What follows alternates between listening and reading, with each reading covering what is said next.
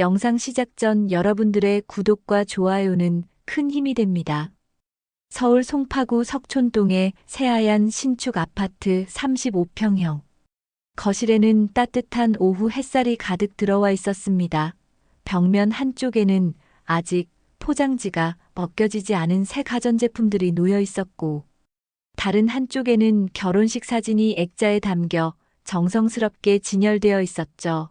사진 속 신랑 신부는 정말 완벽한 한 쌍처럼 보였습니다. 준호는 31살의 나이에 대기업 마케팅팀 과장으로 일하고 있었어요.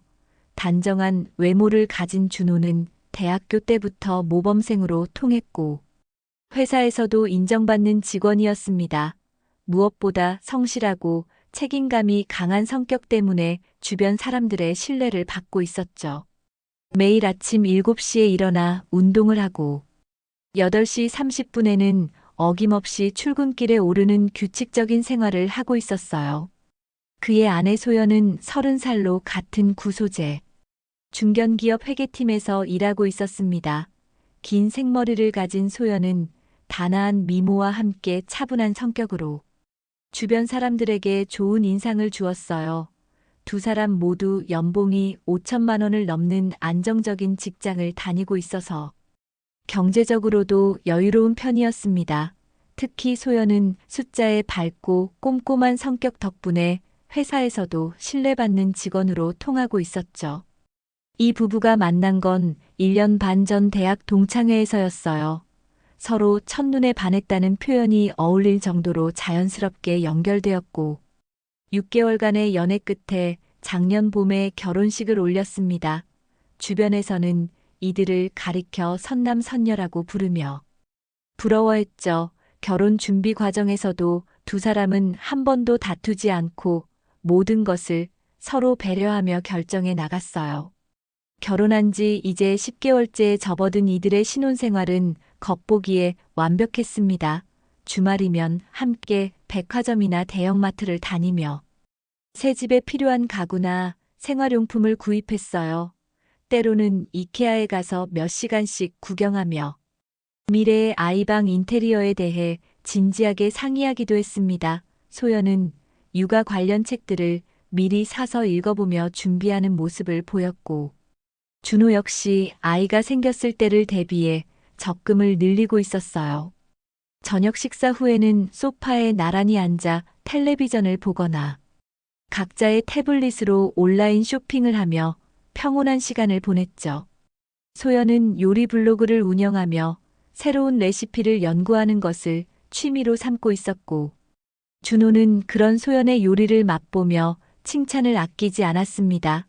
특히 소연이 만드는 파스타와 리조또는 웬만한 레스토랑 못지않은 맛이었어요.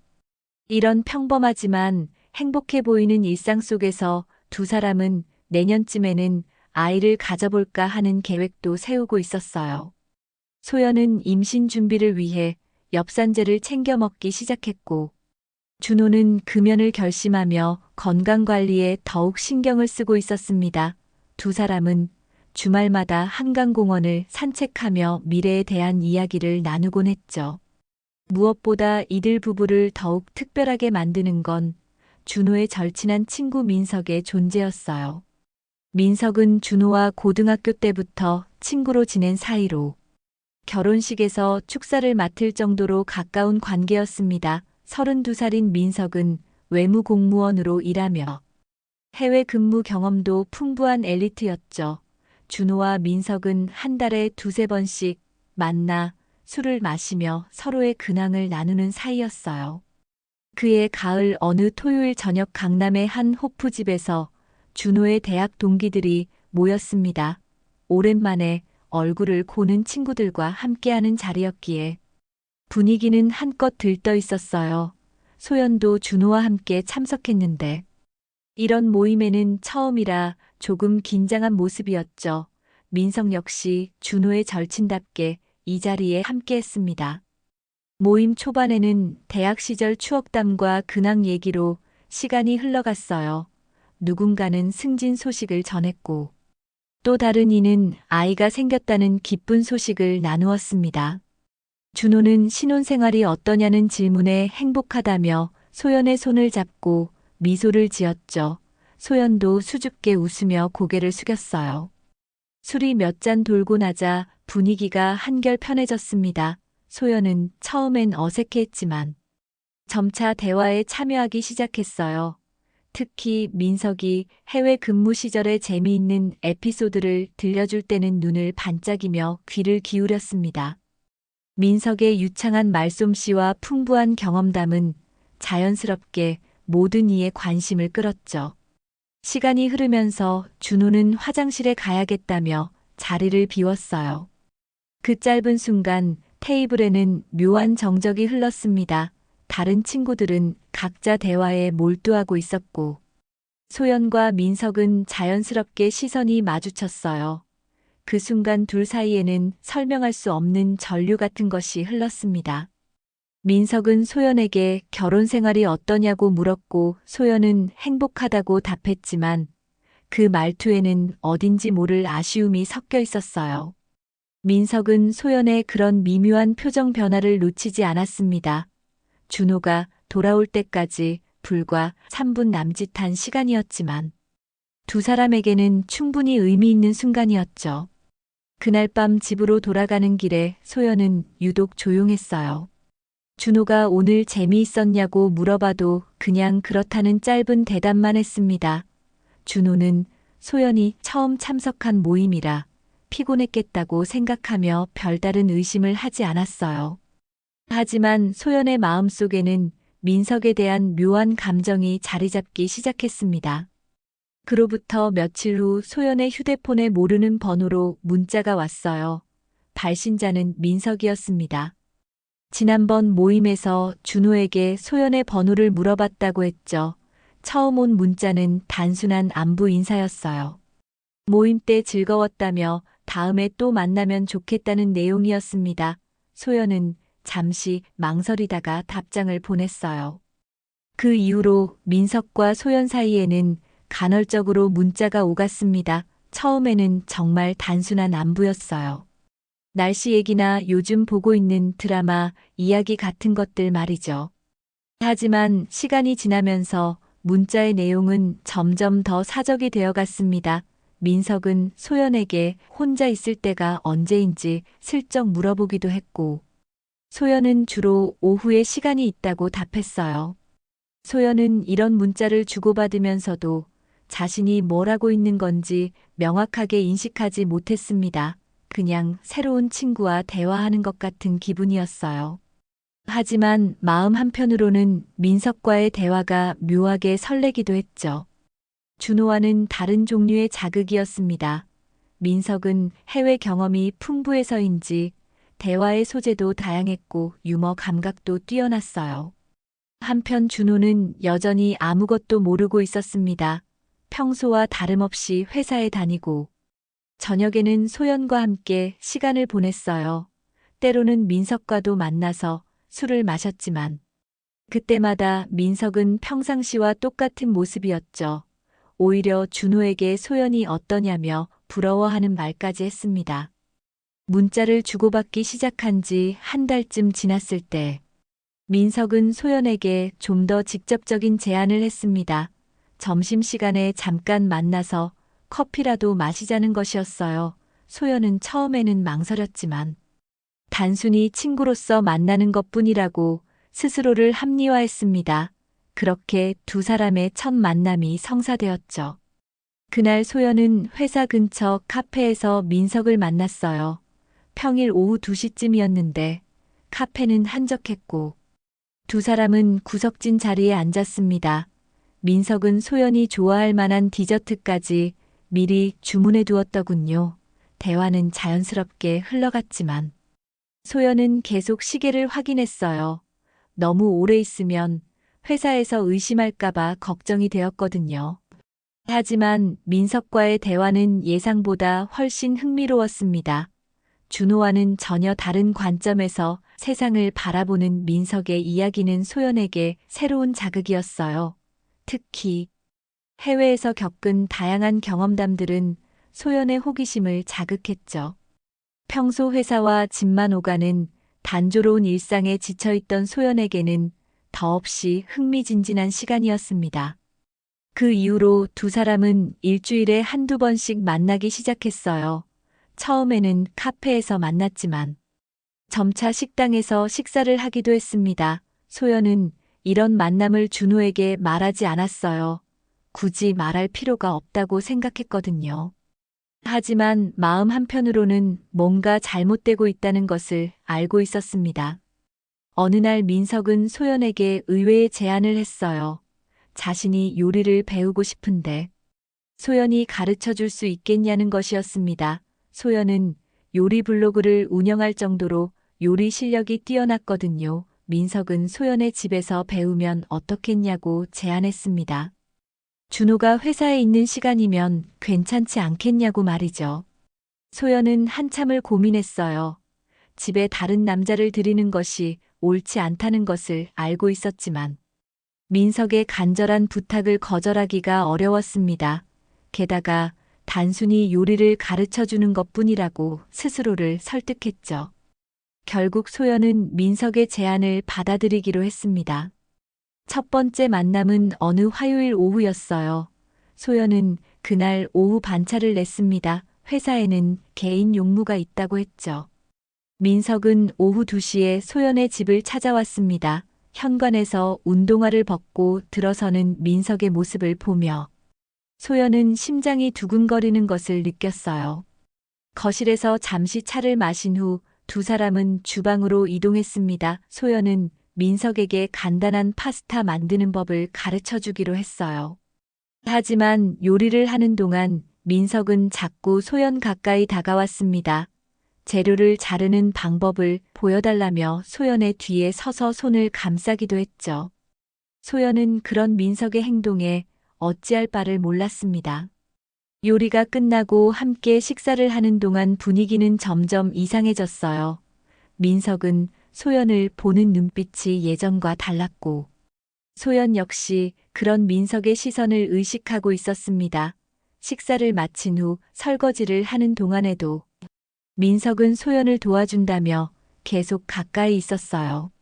그날 민석은 3시간 정도 머물다가 집으로 돌아갔습니다. 소연은 민석이 떠난 후 한동안 멍하니 앉아 있었어요. 뭔가 선을 넘은 것 같은 기분이었지만 정확히 무엇이 잘못되었는지는 말할 수 없었습니다. 저녁에 준호가 돌아왔을 때 소연은 평소와 다름없이 행동했지만 마음속으로는 죄책감을 느끼고 있었죠. 하지만 민석과의 만남은 계속되었습니다. 일주일 후 민석은 다시 소연의 집을 찾아왔고 이번에는 중국 요리를 배우고 싶다고 했어요. 소연은 거절해야 한다고 생각했지만 쉽게 말이 나오지 않았습니다. 민석과 함께 있으면 일상의 권태에서 벗어날 수 있었거든요. 그로부터 2주가 더 지난 어느 목요일이었습니다. 그날은 유독 따뜻한 가을 날씨였고 하늘은 맑게 개어 있었어요. 소연은 아침부터 마음이 설레고 있었습니다. 민석이 오후에 다시 집에 온다고 했거든요. 이번에는 와인과 함께 이탈리아 요리를 만들어 보자고 제안했었죠. 준호는 평소와 다름없이 아침 8시 30분에 집을 나섰어요. 소연에게 키스를 하고 좋은 하루 보내라며 문을 나서는 모습은 여느 때와 똑같았습니다. 소연은 준호의 뒷모습을 보며 복잡한 감정에 휩싸였어요. 죄책감과 동시에 민석을 만날 생각에 가슴이 두근거렸거든요.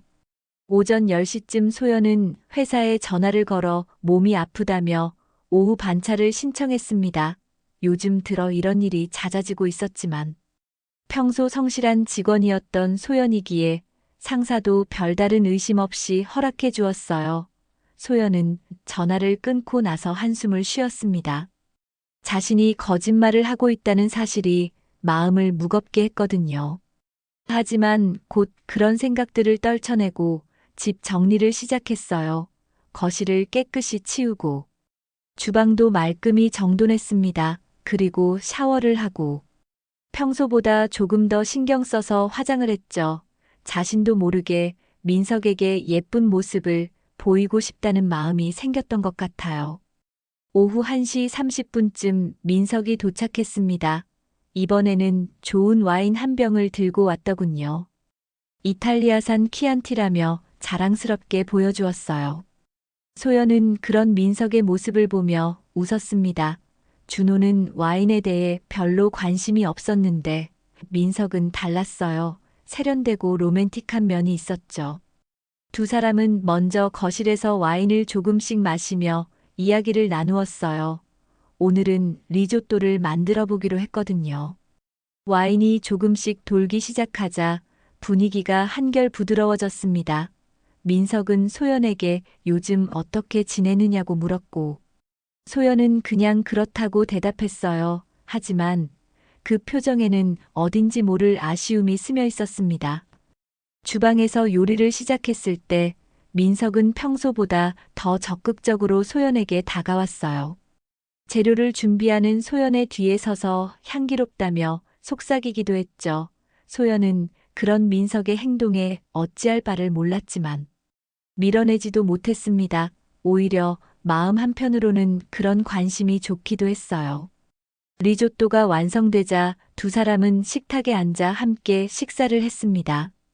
와인과 함께 먹는 리조또는 정말 맛있었어요. 민석은 소연의 요리 솜씨를 계속 칭찬했고, 소연은 그런 민석의 말에 기분이 좋아졌습니다. 준호도 소연의 요리를 좋아했지만 이렇게 구체적으로 표현하지는 않았거든요.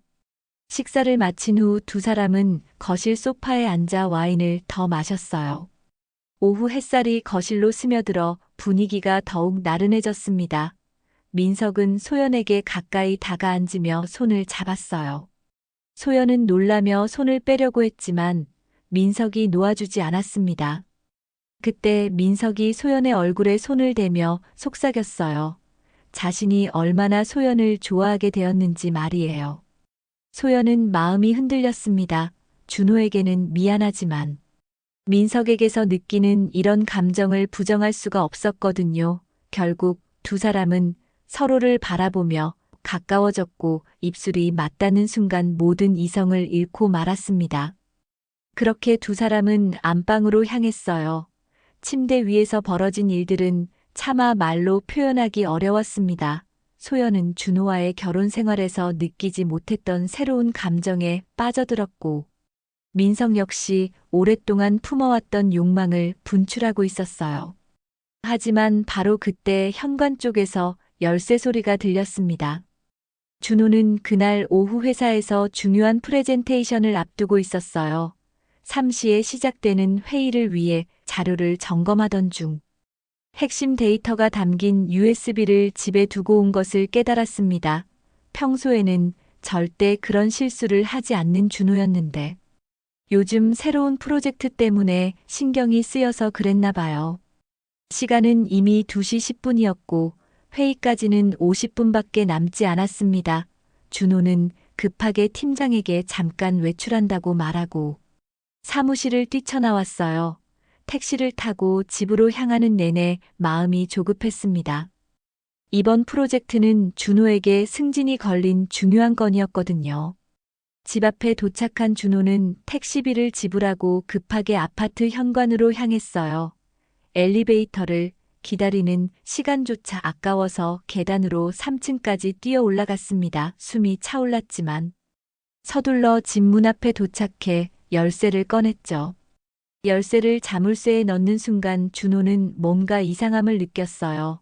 평소 이 시간이면 소연은 회사에 있어야 하는데 집안이 너무 조용하지 않다는 생각이 들었거든요. 하지만 급한 마음에 별다른 생각 없이 문을 열고 들어섰습니다.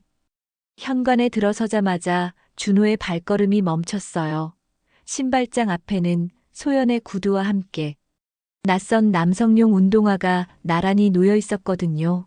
검은색 나이키 운동화였는데 준호가 신는 브랜드도 사이즈도 아니었습니다. 순간 머릿속이 하얘졌지만 곧 이성을 되찾고 거실로 향했어요. 거실에 들어선 준호는 더욱 충격적인 광경을 목격했습니다. 소파 위에는 여성용 블라우스가 구겨진 채로 던져져 있었고 바닥에는 남성용 셔츠와 함께 속옷들이 아무렇게나 널브러져 있었어요. 식탁 위에는 와인병과 2개의 잔이 놓여 있었고, 접시에는 먹다 남은 리조또가 그대로 있었습니다. 그 순간 안방 쪽에서 소리가 들려왔어요. 여성의 신음소리와 남성의 거친 숨소리가 섞여서 들렸습니다. 준호는 그 소리가 무엇을 의미하는지 너무나 잘 알고 있었어요. 다리에 힘이 빠지는 것 같았지만 마치 꿈을 꾸는 것처럼 안방 문 앞까지 걸어갔습니다. 안방 문은 살짝 열려 있었고 그 틈으로 침실 안의 상황이 보였어요. 준호가 보고 있는 것이 현실인지 꿈인지 분간할 수 없었습니다. 자신의 아내 소연이 알몸으로 다른 남자와 뒤엉켜 있었거든요. 그것도 하필이면 자신의 가장 친한 친구 민석과 말이에요. 준호의 뇌리에는 수많은 생각들이 스쳐 지나갔습니다. 언제부터였을까? 어떻게 이런 일이 벌어진 걸까? 자신이 뭔가 잘못했던 걸까 하지만 그런 복잡한 생각들은 곧 분노로 바뀌었어요. 믿었던 아내와 친구에게 배신당했다는 현실이 서서히 실감나기 시작했거든요. 준호는 한동안 그 자리에 서서 2사람을 지켜봤습니다. 소연과 민석은 준호의 존재를 전혀 눈치채지 못하고 있었어요. 둘은 완전히 서로에게 빠져들어 있었고 주변의 모든 것을 잊고 있는 듯 했습니다. 그런 모습을 보니 준호의 가슴 속에서는 분노가 치밀어 올랐어요. 마침내 준호는 결심을 굳혔습니다. 더 이상 이 상황을 지켜볼 수 없었거든요. 손에 힘을 주어 안방 문을 활짝 열어젖혔습니다. 문이 벽에 부딪히는 큰 소리와 함께 침실 안이 환하게 드러났어요.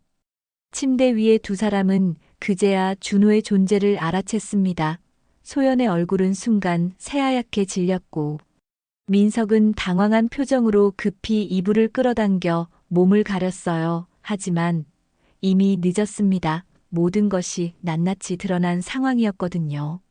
준호는 그들을 바라보며 한참 동안 아무 말도 하지 않았어요. 그 침묵이 더욱 무서웠습니다. 그 무서운 침묵은 몇 초간 계속되었어요. 침실 안의 공기는 마치 얼어붙은 것 같았습니다. 소연은 이불로 온몸을 가린 채 떨고 있었고 민석은 어떻게 해야 할지 몰라 준호의 눈치만 보고 있었죠.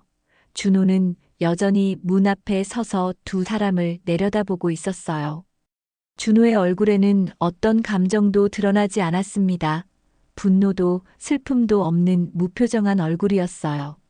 하지만 그런 준호의 모습이 오히려 더 무서웠습니다. 소연은 준호가 소리를 지르거나 화를 낼 것이라고 예상했는데 전혀 그렇지 않았거든요. 마치 모든 감정이 마비된 것 같은 표정이었죠. 마침내 준호가 입을 열었어요. 목소리는 평소와 다름없이 차분했습니다. 하지만 그 안에는 차가운 분노가 숨어 있었죠. 당장 옷 입고 꺼지라고 말했어요. 한마디 한마디가 얼음처럼 차갑게 들렸습니다. 소연은 그런 준호의 목소리를 들으며 더욱 심하게 떨기 시작했어요. 민석이 먼저 움직였습니다. 급하게 옷을 찾아 입기 시작했어요. 손이 떨려서 단추를 제대로 끼우지도 못했습니다. 소연 역시 이불에 몸을 감싼 채로 옷을 찾고 있었죠. 둘 다 준호와 눈을 마주치지 못하고 있었어요. 옷을 대충 입은 민석이 침실에서 나오려고 했을 때 준호가 길을 막아섰어요. 그리고 민석의 눈을 똑바로 쳐다보며 말했습니다. 12년 동안 친구라고 생각했는데 이런 식으로 배신할 줄은 몰랐다고 했어요.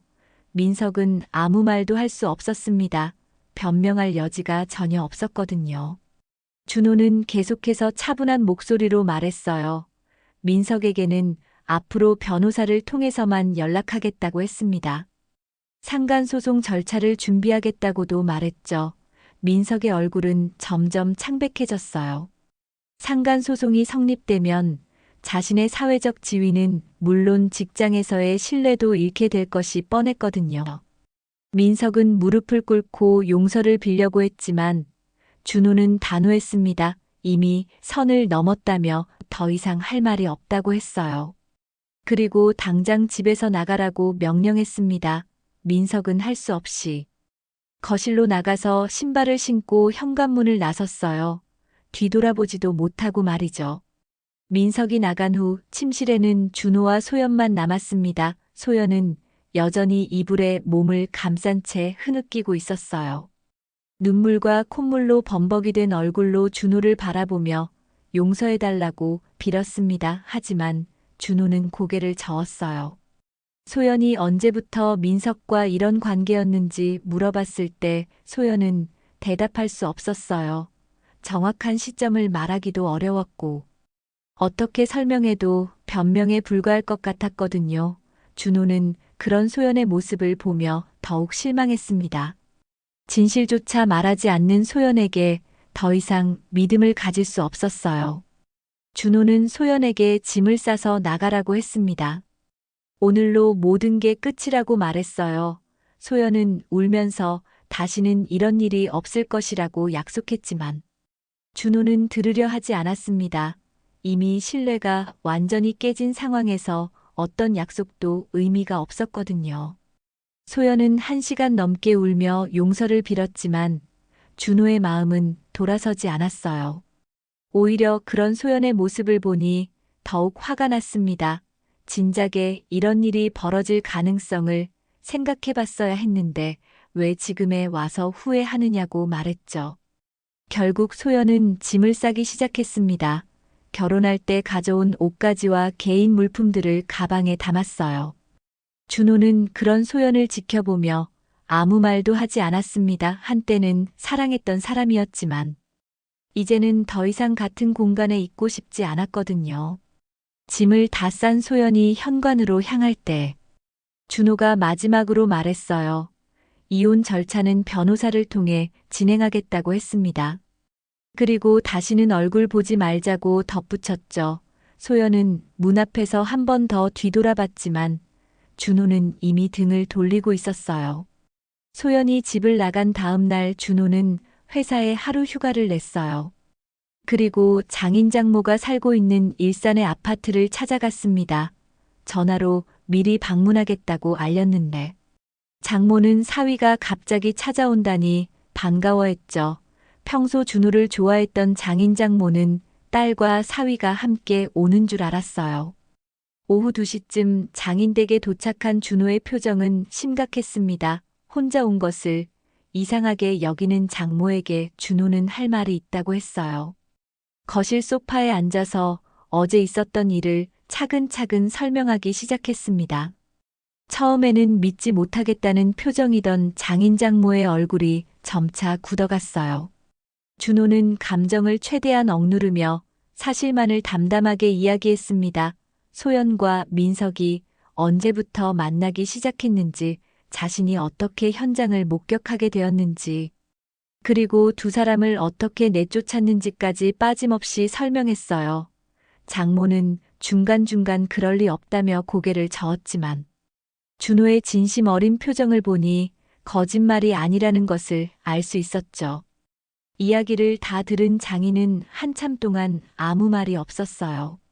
딸을 키우면서 이런 일이 벌어질 줄은 꿈에도 생각하지 못했거든요. 장모는 눈물을 흘리며 준호에게 미안하다고 했습니다. 딸을 잘못 키운 것 같다면서 준호에게 무릎까지 꿇으려고 했어요. 준호는 장모를 붙잡으며 말렸습니다. 잘못은 소연이 한 것이지. 부모님 잘못이 아니라고 했어요. 하지만 앞으로는 볼 일이 없을 것 같다고 덧붙였죠. 이혼 절차를 진행할 예정이라고 말하자 장인의 얼굴이 더욱 어두워졌습니다. 그때 현관문이 열리며 소연이 들어왔어요. 어젯밤 친구 집에서 잤던 모양이었죠. 부모님 집에 준호가 와 있는 것을 보고 놀란 소연은 얼굴이 하얗게 질렸습니다. 이미 모든 것이 들통났다는 것을 직감적으로 알 수 있었거든요. 장인은 소연을 보자마자 화를 냈어요. 어떻게 그런 일을 할 수 있냐며 소리를 질렀습니다. 장모 역시 딸을 보며 눈물을 흘렸죠. 소연은 바닥에 주저앉아 울기 시작했어요. 부모님 앞에서 이런 수치를 당하게 될 줄은 생각지도 못했거든요. 준호는 더 이상 이 집에 있을 이유가 없다고 생각했어요. 장인 장모에게 인사를 드리고 일어섰습니다. 그리고 소연에게는 변호사 연락처를 건네주며 이혼 절차는 법적으로 처리하겠다고 말했죠. 소연이 붙잡으려고 했지만 준호는 뿌리치고 나왔어요. 집으로 돌아온 준호는 곧바로 변호사 사무실을 찾았습니다. 이혼 소송과 상간 소송을 동시에 진행하고 싶다고 했어요. 변호사는 증거가 확실하다면 충분히 승소할 수 있다고 했습니다. 준호는 어제 찍어둔 사진들과 소연과 민석이 주고받은 문자 내역 등을 모두 제출했어요. 그 사이 이 사건은 빠르게 주변에 알려지기 시작했습니다. 먼저 준호의 회사 동료들이 알게 되었어요. 준호가 하루 휴가를 낸 이유를 물어보는 동료에게 사실을 털어놓았거든요. 곧 회사 전체에 소문이 퍼졌고 모든 사람들이 준호를 동정하기 시작했습니다. 소연의 회사에도 소식이 전해졌어요.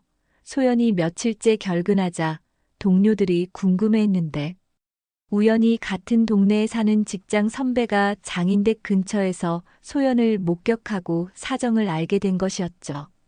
회사에서는 기혼 여직원이 불륜을 저질렀다는 소문으로 떠들썩했어요. 가장 큰 타격을 받은 건 민석이었습니다. 외무 공무원이라는 신분상 도덕성이 무엇보다 중요한데 기혼 여성과의 불륜 사실이 알려지면서 직장에서의 신뢰를 완전히 잃었어요. 상사는 민석을 불러 사표를 쓰라고 압박했고 동료들은 아예 말을 걸지도 않았습니다. 소연과 민석 모두 사회적으로 완전히 매장당한 상황이었어요. 주변 사람들의 시선을 견디지 못한 소연은 결국 회사를 그만두고 고향으로 내려가기로 했습니다. 민석 역시 공직을 그만두고 어디론가 떠났다는 소식이 들려왔어요. 그로부터 석 달이 지났습니다. 가을이 지나고 겨울이 되었어요. 준호는 그동안 변호사와 함께 모든 법적 절차를 차근차근 진행해 왔습니다. 이혼 소송은 예상보다 빨리 끝났어요. 소연 측에서 잘못을 인정하고 재산 분할도 포기하겠다고 했거든요. 아마 빨리 정리하고 싶어 했던 것 같았죠. 상간 소송 역시 순조롭게 진행되었습니다. 민석은 변호사를 통해 합의를 제안해 왔어요. 재판까지 가면 더 큰 사회적 파장이 일 것을 우려했던 모양이었습니다. 준호는 적정한 수준의 위자료를 받기로 하고 합의에 응했어요. 돈이 목적이 아니라 잘못에 대한 책임을 묻는 것이 중요했거든요. 12월 어느 차가운 겨울날 모든 법적 절차가 완료되었습니다. 준호는 법원에서 나오며 깊은 숨을 들이쉬었어요. 차가운 공기가 폐속까지 시원하게 스며들었습니다. 이제 정말로 모든 것이 끝났다는 생각이 들었죠. 10개월간의 결혼 생활과 20여 년간의 우정이 모두 허무하게 막을 내린 순간이었어요. 집으로 돌아온 준호는 거실에 홀로 앉아 지난 시간들을 되돌아보았습니다. 소연과 함께 꾸몄던 신혼집은 이제 혼자만의 공간이 되었어요. 부부가 함께 샀던 가구들과 생활용품들이 그대로 있었지만 이상하게 낯설게 느껴졌습니다. 마치 다른 사람의 집에 온 것 같은 기분이었죠. 준호는 결혼 사진들을 모두 치웠어요. 액자에서 사진을 빼내어 쓰레기통에 버렸습니다. 소연과 함께 찍었던 여행 사진들도 마찬가지였죠. 그런 것들을 보고 있으면 배신감이 다시 치밀어 올랐거든요. 차라리 모든 흔적을 지우는 것이 나을 것 같았어요. 상간 소송에서 받은 위자료로 준호는 새로운 계획을 세우기 시작했습니다. 우선 집을 다시 꾸미기로 했어요. 소연과 함께 선택했던 가구들을 모두 바꾸고 자신만의 취향으로 인테리어를 새로 하려고 했습니다. 혼자 사는 것에 맞는 실용적이고 심플한 스타일로 말이죠.